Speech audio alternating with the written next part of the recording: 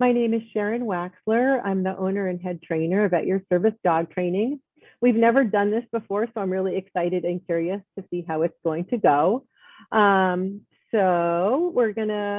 You can keep introducing yourself if you just arrived by giving a little information about yourself in the chat. So we're going to start by briefly going over who we are and what we do. And then we're going to open it up for questions. And most of the time is going to be me answering your questions on service dogs. And then at the end, we're going to provide you with some additional resources and information. And then I have an exciting announcement to make. So that's what we're doing today in the next hour. In terms of the process, I am going to ask everyone to keep their microphone on mute. Just it makes it easier for people to hear and for the quality of the recording.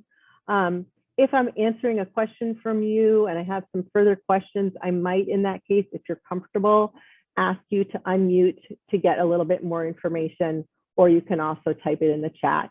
It's lovely for me that several of you have decided to keep your camera on.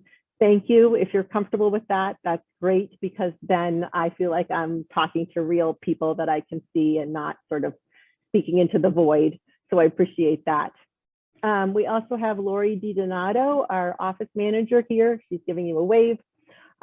We are using the closed captioning, the live transcript, and it's pretty good, but every once in a while, if it makes a mistake, she might post a correction in the chat. So if you see that, that's what that's for. Because we have limited time, we are going to ask you to just do one question per person to get started with.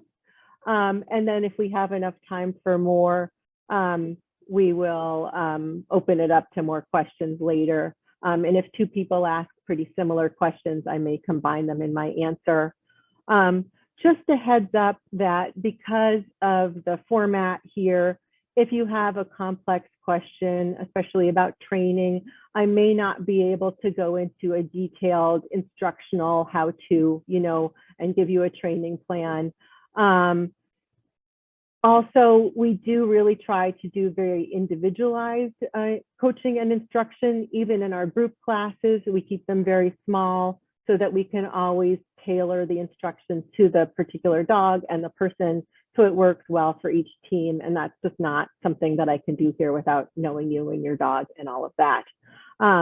But we are going to provide follow-up resources and information at the end. So we'll post some links and things in the chat, and then we'll also send a follow-up email so that you can still get more information and keep going with your learning after this is done.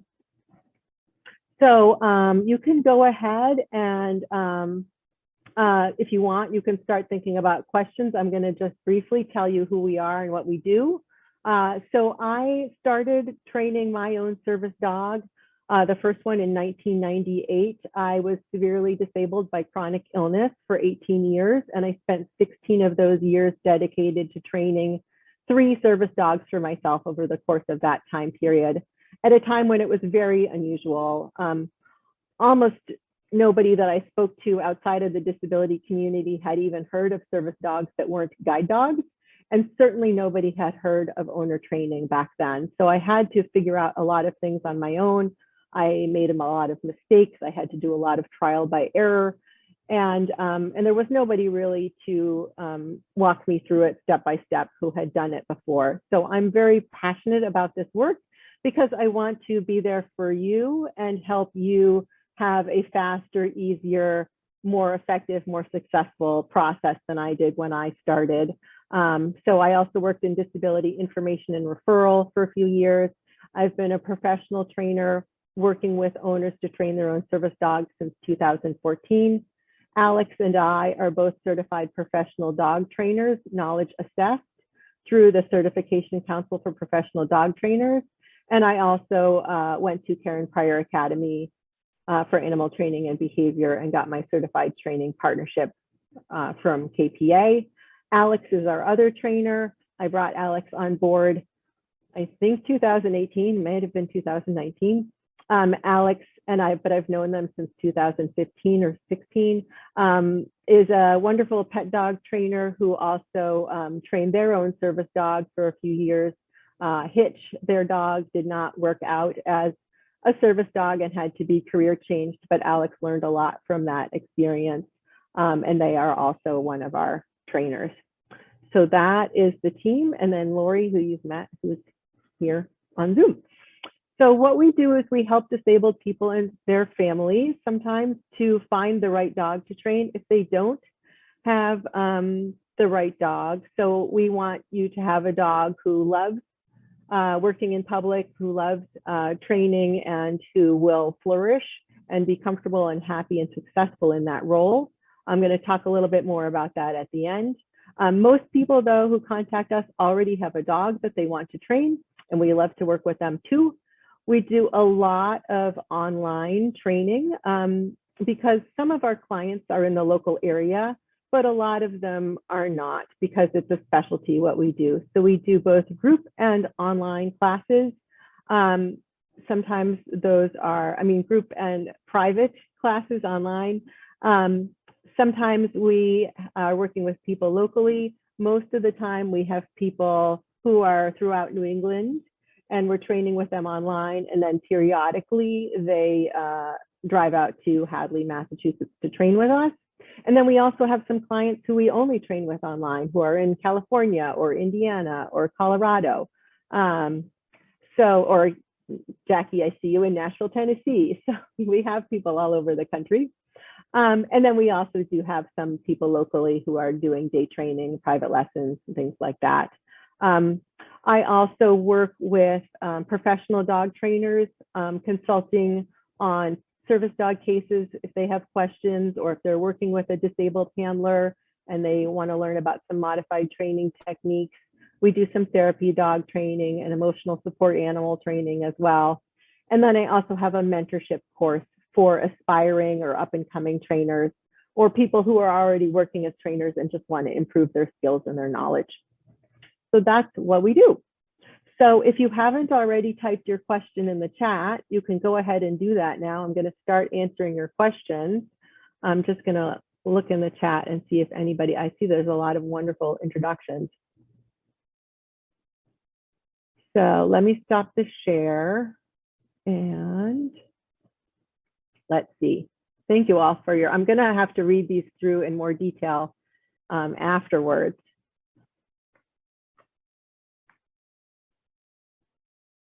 But I'm right now looking for the questions.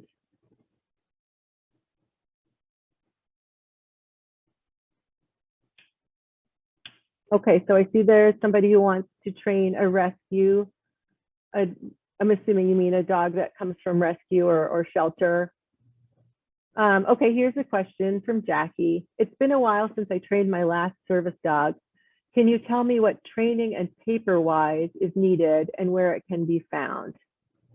Okay, so I think, did you have a second question mark?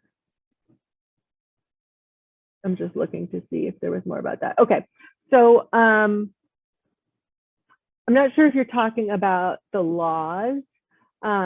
Jackie, if you want to, you can either unmute yourself or you can type in the chat. But if you're asking about what the law requires, and our free video on our website also goes into quite a bit of information on this topic. The law requires, under the Americans with Disabilities Act, that a dog is trained to do work or perform tasks directly related to the handler's disability. That's the sort of the crucial bit about what a service animal is.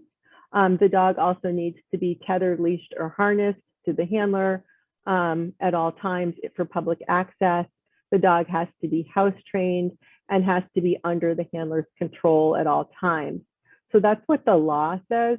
Then there are also sort of what I would call community standards, which are that the dog is quiet and unobtrusive and mannerly and well-groomed and sort of out of the way, so that the dog is not causing any sort of interruption to the service or the business.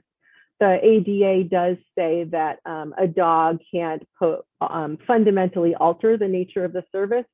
So anything that the dog was doing by its presence or its behavior or its grooming that was significantly affecting the service would be a problem as well. So in terms of paperwork, that's what the law says. There really isn't a requirement under the law. If you are, say, wanting to bring your dog with you, your service dog, to your job, you would probably need to present your employer with a request for a reasonable accommodation. And usually they would ask for, say, a letter from your doctor or therapist or other healthcare professional indicating that you have a disability and that you require a accommodation. Likewise, if you live in no pets housing, that's under the Fair Housing Act or the Fair Housing Amendments Act, FHA. And that in that case, you can have a service dog or what we would call an emotional support animal. And in that case, you would also just need a letter from your healthcare provider to support your request for reasonable accommodation. So let me see if that answers. Okay, and in terms of location and the laws, this part is confusing. So the ADA covers all of the United States. And if anybody is outside of the US when you ask your question, please let me know, because the laws that I know really well are the laws in the US, and they're different in every country. But the laws, the ADA covers trained service animals. It doesn't cover trainers or service dogs in training. And those laws are different in every state. So for instance, in Massachusetts, anybody who's training a dog with the purpose of it becoming a service animal has the same rights of access as a disabled handler. And that's true also in most of New England, but not Connecticut. In Connecticut, you have to be a trainer for a service dog program. It's a lot more restrictive.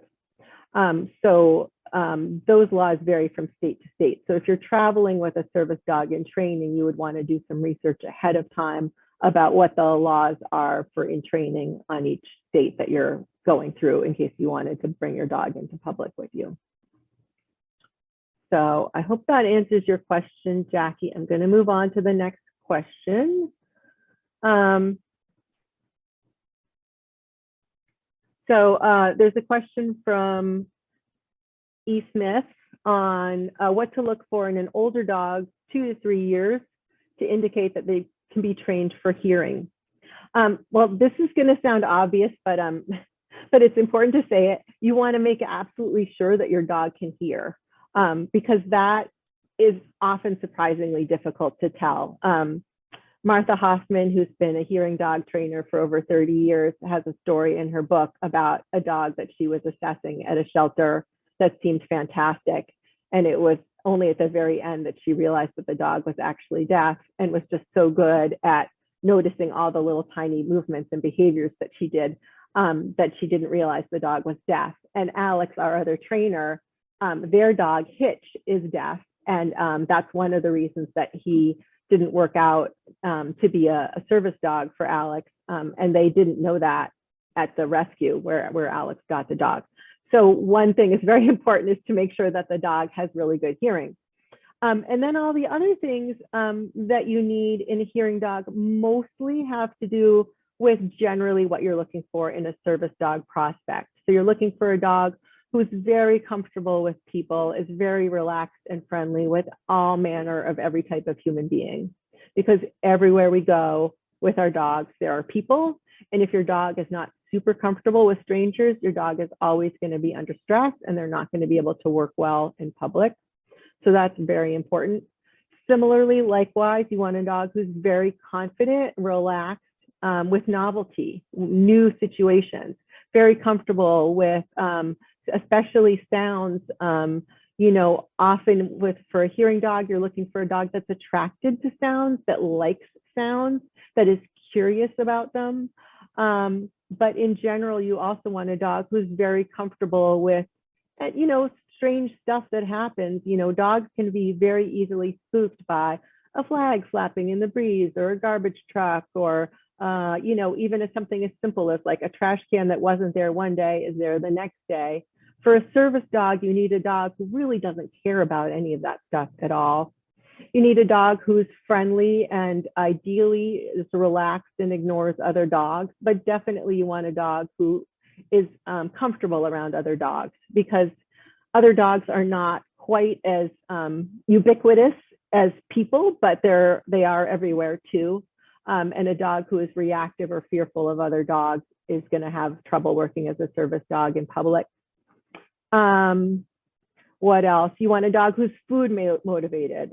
In general, for any service dog, it's helpful to have a dog who's food motivated, but especially for a dog that's going to be doing any sort of alerting, you need them to be highly, highly motivated to drop what they're doing and come alert you. And the easiest way to do that is a dog who just is bonkers about food. And that's true also for like a psychiatric alert dog or any dog that you want to alert you. But especially a hearing dog, you know, if you want the dog to wake you out of a sleep and the dog is asleep, you need a dog who's not too heavy of a sleeper. And that can be a tough thing to assess and to look for. So those are some of the things that I would look for in a hearing dog prospect. Okay, let's see.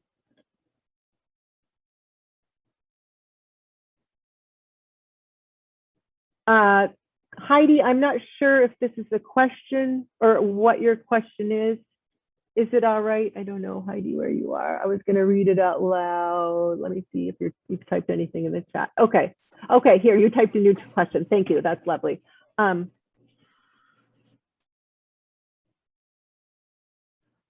So I would really love to train my Goldens in sensing a change in my blood. How do I go about teaching that?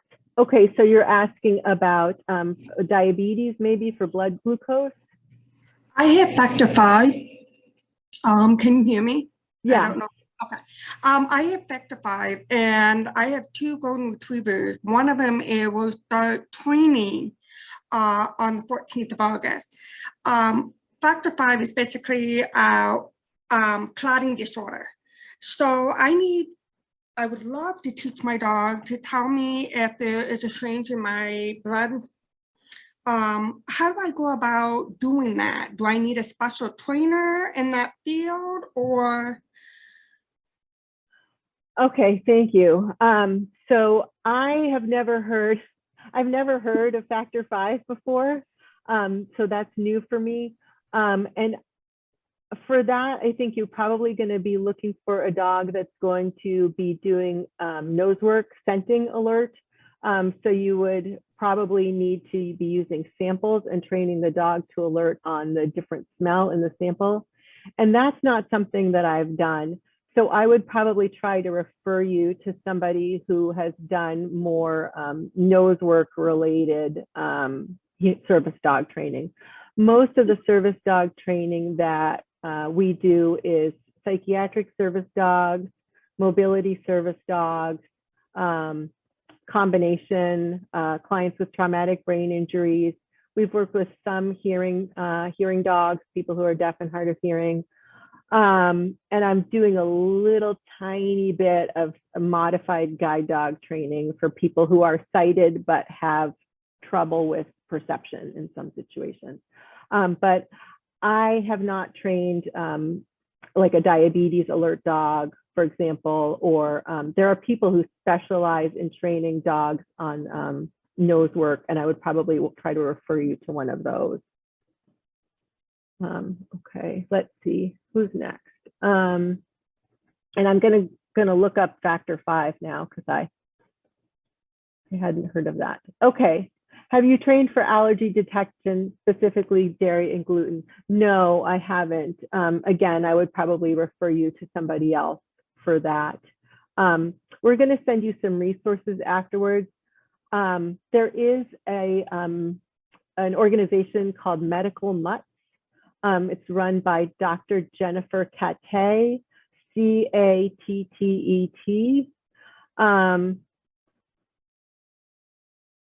She is terrific, and they do diabetes alert dogs and other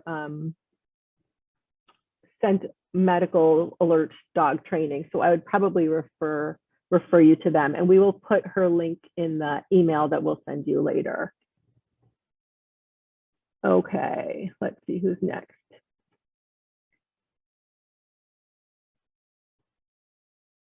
Okay, so there's a question about selecting a Great Dane puppy to become a service dog for a mobility.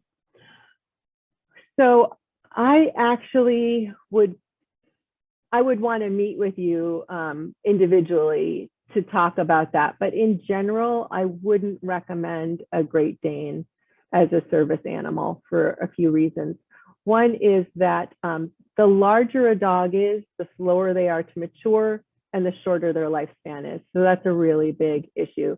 So a Great Dane is going to take a really long time to mature physically and mentally. So it's going to be 3 or 4 years old before it's really completely mentally mature. And then it's not going to live that long as well. And with all of the time and work and money and effort that goes into service dog training, it's not to say that it's never a good idea. I mean, my first service dog, I started training when she was 5 and I learned a lot from her and it was a wonderful experience for me. But by the time she was 8, you know, it took me a year and a half to train her or so fully. And then she was retiring in another year and a half. So, and I was, you know, bringing on my prospect and training my second prospect while she was, you know, in her golden years. So that is a concern for service dog training. Another concern is that it depends on what you need the dog to do. Again, the larger the dog is, the more prone they are to issues with their joints. And so I would be concerned about if you were doing any sort of weight bearing on a Dane, the window of time that it would be healthy and safe for them to be working as a service dog would be so small that that would be a concern for me.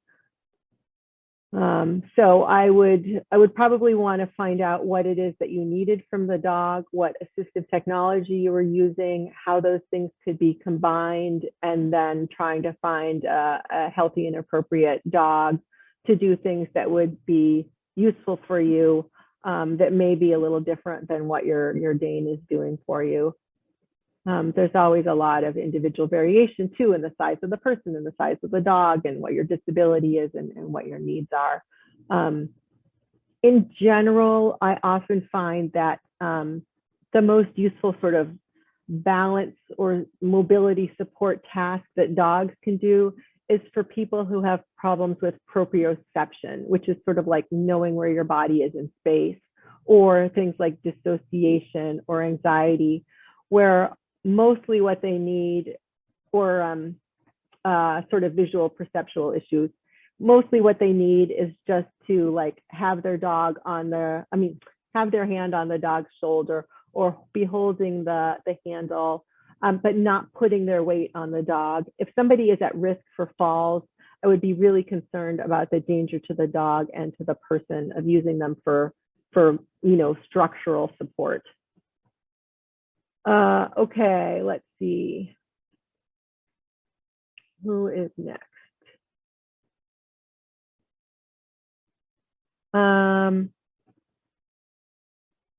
Okay, there's a question about finding trainers, programs, or anyone who can provide me a service dog. Yeah, that is a really tough situation. I mean, just across the board, the demand for service dogs is way, way, way higher than the supply. It takes so long and so many resources and so much skill and expertise to train a service dog, and so many people need them. And that is just sadly a reality.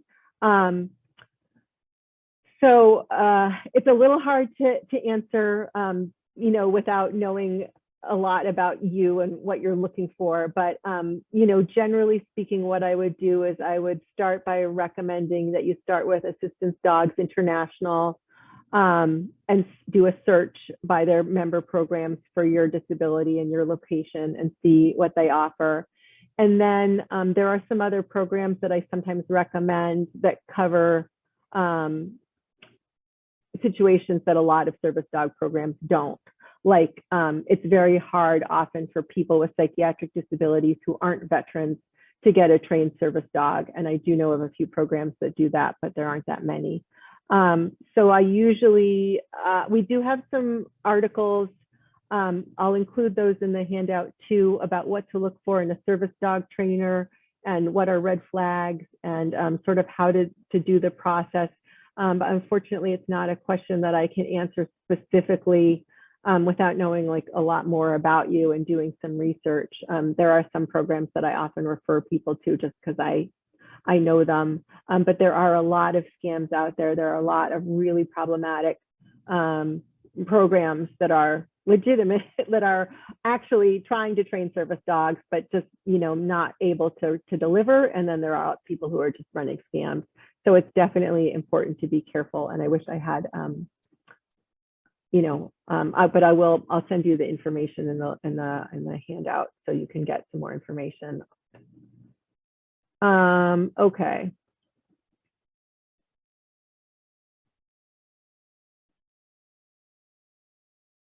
Okay, I have a very anxious, highly driven, intense, socially uncomfortable dog. Any hope for her? So this is a tough question, and sadly, this is something that I come across very, very often. And this is something I talk about a lot in the free video that's on our website. If a dog is truly very anxious and uncomfortable in social situations, that would probably be a dog that would be better as an in-home only service dog. There's a lot that you can do. I've done a lot of behavior modification in my life. I started out doing pet dog training as well as service dog training. And there's a lot that you can do to help a dog that's fearful or reactive or anxious meet a better quality of life, be a better pet, better quality of life for you and the dog. But that dog is always going to have some degree of stress underlying those social situations. So if you think about something that you're really comfortable with, naturally, something that you've always loved, that you were just born enjoying, and then something that you've always kind of not really liked, you can get much better at coping with the stuff that you don't like. So for example, well, I've always liked dogs. I've always liked animals. That's been true my whole life. And I'm always, you know, gravitated towards situations with animals. And I never particularly liked math or numbers, but I needed to get through calculus in college to graduate. So I did, and it was okay. But if I had to be an accountant for the rest of my life, I would be a mess. Like I would not be the functional person that I am today, because I would be using all of my internal resources to constantly be just sort of coping with something that I found kind of unpleasant and stressful. So I would encourage you to work with a trainer to help your dog become the best dog that he can be or she can be, but probably not in the cards, sadly, to be a public access service dog, but maybe to be an in-home service dog. All right, am I talking too much? Yes, I have to be shorter. Okay. Okay, I'm going to try to skip people who have already asked a question and go to people who have not asked a question yet. And I'll come back to those. Okay. Is there anybody, I see a few questions from people who have already asked questions. If anybody hasn't asked a question yet and you want to ask one, type it in the chat now. Otherwise, I'm going to start answering questions from people who've already had a chance. Okay, let's see. Can you go over again what the trainer's ability with a dog in training? Can we travel with dogs in training? So you're asking about traveling with a service dog in training, Jackie? Do you want to unmute if you're comfortable?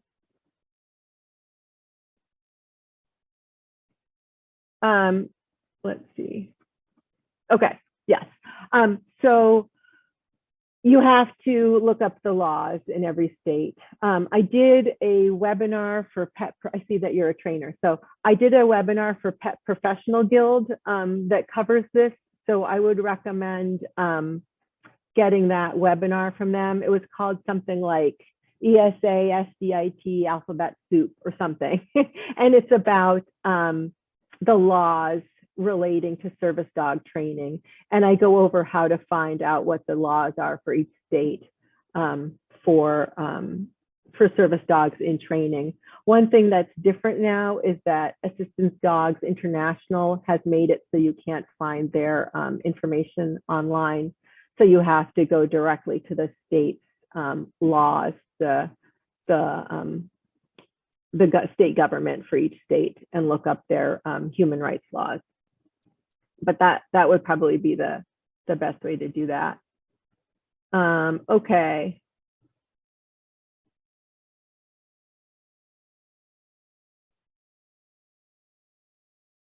Okay, so a question about a dog who can sense blood pressure and heart rate changes. I have POTS. Oh yeah, I have some clients with POTS, and one of my trainer mentors also has POTS. So yeah, that can be useful. You can train a dog. I have had 2 or 3 clients with POTS whose dogs just started to naturally alert on their tachycardia. But you can also condition a dog to alert to tachycardia by every time the event is occurring, pairing that with a huge treat party. So that's something that I often do with a wide range of conditions and symptoms. And that's something that when I talk about the course that we're offering, that we start with puppies, where you start to condition your dog or puppy to your symptoms so that the dog starts to anticipate if they smell a change in your, your sweat or your blood pressure or whatever. If they smell a change or if they see a small behavioral change, they are gonna remember, ooh, the last time that happened, I got 50 treats and I got my belly rubbed, and now I'm gonna come running over and anticipate that we're having a party. And then from there, you can train that into a trained alert. But also, yeah, for help with picking up things that you drop and things like that. So yeah, that's definitely, that can be a useful thing. At what age do you feel it's best to start training? So somebody says the screen is black. You should just be able to see all the different faces on the screen. So you can do a gallery view in the upper right corner. So at what age do you feel it's best to start training? Well, if you have a puppy, you want to start training, doing puppy training with your puppy. So you want to focus on the things that are the most important for puppies. For future service dogs, that is house training, including pottying on cue. It's handling so that the puppy is very comfortable and relaxed and happy with any type of handling by you or anybody else. You want to do lots of good, happy, positive socialization with novelty so that your puppy learns to be relaxed and happy and comfortable and focused on you around people, places, sounds, sights, movements, and all of that stuff. And then a lot of the sort of the basic puppy stuff. Sometimes, depending on the person's disability, we'll also start with some things about where the puppy is sleeping, getting the puppy used to sleeping in the bed, or things like that. But that can depend on the situation and the person's disability.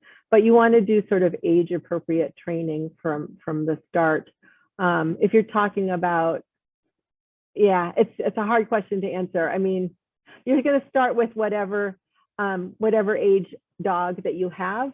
If you're talking about, like, if I could wave a magic wand and find you all the perfect service dog candidate, I would be looking for like a 1.5 to 2-year-old dog, because an adult dog already has a known temperament. It's a lot easier to assess the temperament of an adult dog. But finding a dog with that ideal rock solid temperament that's an adult and that is available for adoption is very, very, very hard. Can you mention the importance of the Volhard test? So when you are assessing puppies or selecting a puppy, there's a lot of pieces of information that I look for. So the first one I look for is I get information on the parents. There's certainly no guarantee that the puppies are going to be like the parents, but a lot of temperament is very heritable. So I'm going to get a lot of information about the parents' personalities and temperaments. And I'm going to want to look for a puppy whose mother was relaxed and happy and well housed and not under stress while she was pregnant, because a dog who's under stress while she's pregnant is her body is flooded with stress hormones, and that's going to impact the puppies in utero, and that's going to affect the puppy's temperament. So that's one reason why I would never recommend getting a puppy from a shelter. Possibly an adult dog, but not a puppy. So that's one thing. And then the next thing is I would want to get a lot of information from the breeder about the puppies and which puppies they thought were confident and social and things like that. And I would focus on those puppies. And then a lot of breeders and trainers do use the Volhard test. I think it can provide some useful information, and I do use a modified version of it, but I don't really feel like it's enough. And this is what's often called a puppy aptitude test.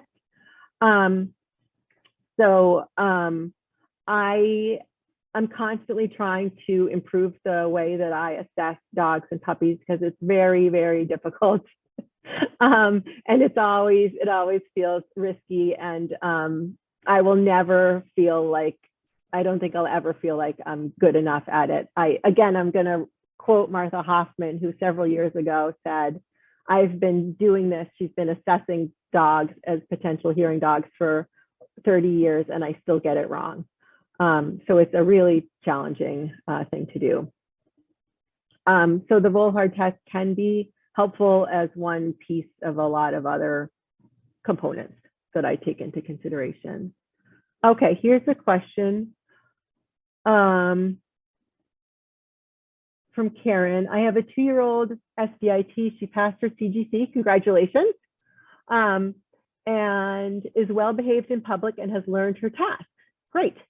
She sometimes has fear of men. Is this something we can work through? So hard to say. It's great. It sounds like you've done a lot of really good training with her, so good on you for that. It's going to depend, I would say, on several factors. One factor is how much fear of men she has, and how much you're taking her into public and she's around men and things like that. So sometimes what works the best is to have a sort of limited duty service dog, depending on the situation, where you know, oh, my dog does great when we go to CVS. She's familiar with that environment, or she does well in these situations. But if I tried to take him on an airplane where he's sandwiched between 200 strangers in close quarters, that's going to be too stressful. So you might be looking at a situation where you would want to adjust your expectations of the dog.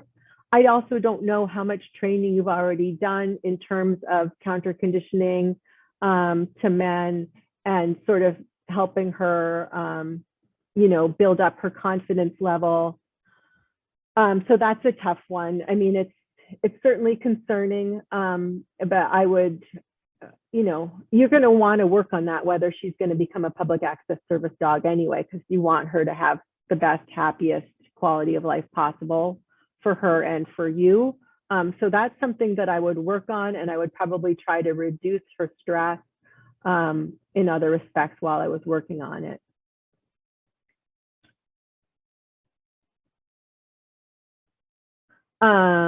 Okay, wow, is that everything? All right. So if anybody has one more question, I can answer one more question, and then we're gonna, and if somebody feels like I tried to take a whack at their question and I didn't quite get it, feel free to post a clarification. Otherwise, I'll switch over to providing some resources and more information.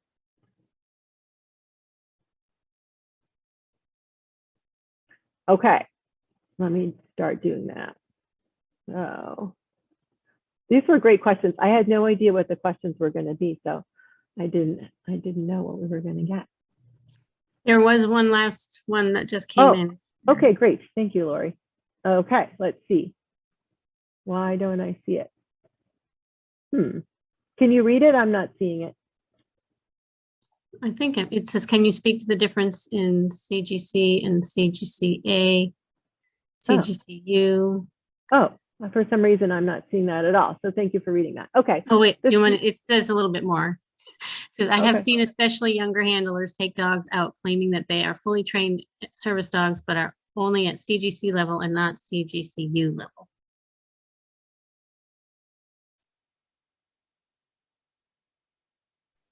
Okay, so the CGC is the Canine Good Citizen Test. It's a sort of like a basic manners and sort of good citizenship for owners as well as dogs test through the American Kennel Club, the AKC.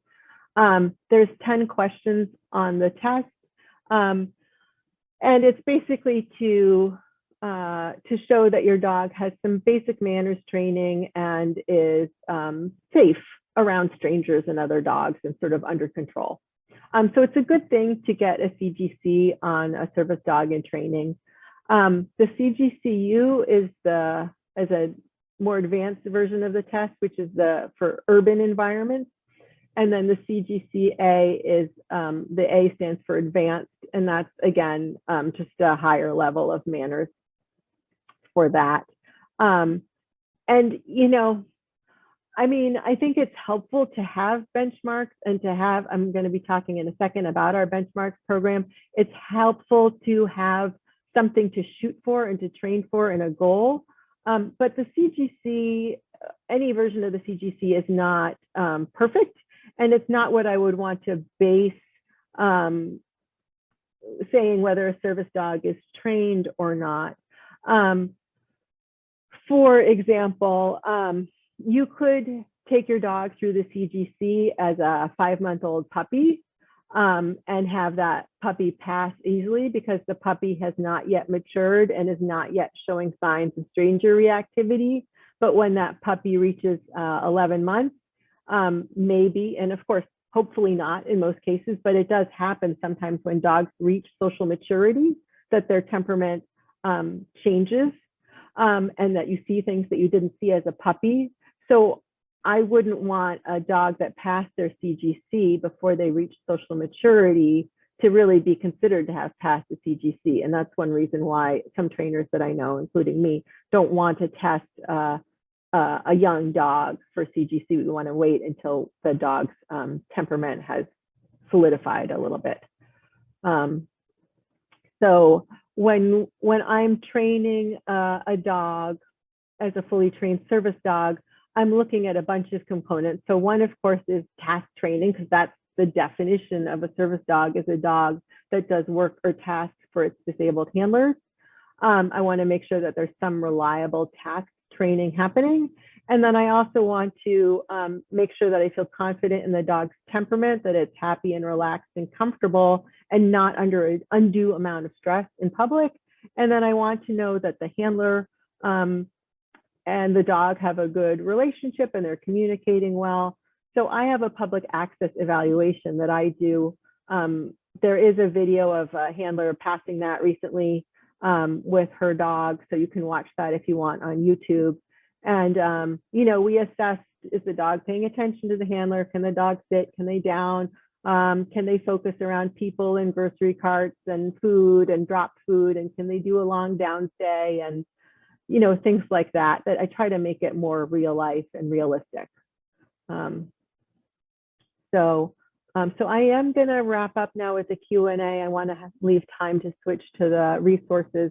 For some reason, Lori, my chat isn't showing anything else beyond your last message where you corrected where it said Volhard test. So if anything else comes in the chat, I might try closing it and opening it. Just let me know. I think that person just directed me. chatted me directly. So that's Oh, okay. Great. All right. So, I'm going to share some resources next, and then we'll wrap up.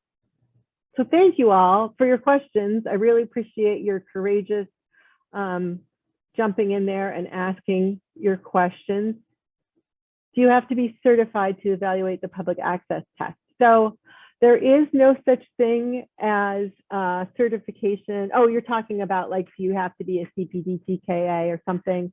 I mean, the whole field of dog training is very unregulated, and that's true for service dog trainers too, unfortunately. Some people like me are trying to get licensure in place.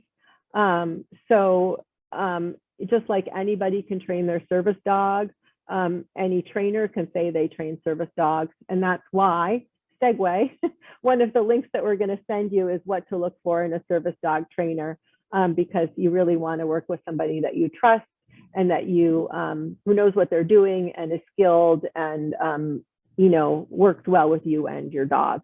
And that's very important. So I wanted to talk a little bit about what we offer and some other resources that you might find helpful. So if you are looking for a dog to train, again, if you haven't already watched our free informational video on our website, I would say start with that. It covers a lot of the basics of what's important in a dog in terms of temperament, some things about the costs and the timelines and the legalities. Lori is going to be posting links in the chat while I go over this. So for any of the resources that I talk about, you can click on those links. If you feel like, yes, I want to go forward with finding a dog to train, then the next step would be to get our pre-adoption immersion package. That is 3 hours of webinar. It's 2 webinars, 90 minutes each, plus a lot of additional materials that cover, should I get a trained service dog from a program or should I train my own? What are the different variables for each situation that would make one or the other a better option? What should I look for in a program? How should I find a program? If I'm going to get a dog for myself to train, what should I look for in that dog in terms of breed and temperament and age, pros and cons of puppies versus adults, how to work with breeders, considerations for working with rescue. Also, there's a long document on how to fundraise to raise funds to train your service dog. So all of that is included in there. It's $135 for the whole package. And if you decide after you do that, that you want to go forward and get some help with finding the right dog, then you would contact us and we would put you on the wait list for an individual consultation and dog search support, which is a really individualized process that I do. And Lori has posted the links for that as well. So this is the, I said that I was going to be making an announcement. This is the big announcement that I'm very excited about. We are starting a new program. It's a comprehensive levels program called DISC, Dogs in Service Certification. It's a series of courses that's designed exclusively for service dog owner trainers. It starts with wherever your dog is. If you have a puppy, the first course, level 1, Pearl, is designed for puppies, but it's also appropriate for dogs of any age. And it covers public access and task training, and all of the foundations are woven together. So unlike with a pet dog class or other training you might do, where first you're learning this thing and then you're learning that thing, we start with conditioning puppies to symptoms or conditioning puppies to sounds,